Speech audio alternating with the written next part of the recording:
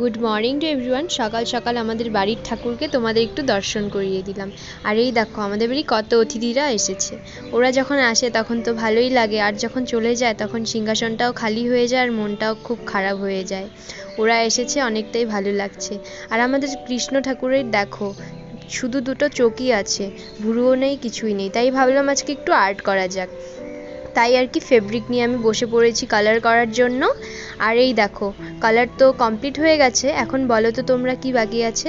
হয়তো তোমরা ধরতে পেরেছো, হ্যাঁ লিপস্টিকটা পরানো হয়নি, তো লিপস্টিকটাও পরিয়ে দিলাম। আর আমার যতটুকু সম্ভব আমি চেষ্টা করেছি।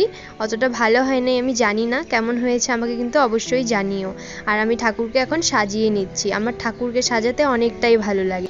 আর হ্যাঁ, আমাদের কিন্তু আরেকটা রাধারানীও এসেছে, আমাদের কৃষ্ণ ঠাকুরের। রাধারানীকেও আমি আর্ট করব একদিন, সেই ভিডিওটাও তোমাদের সঙ্গে শেয়ার করব।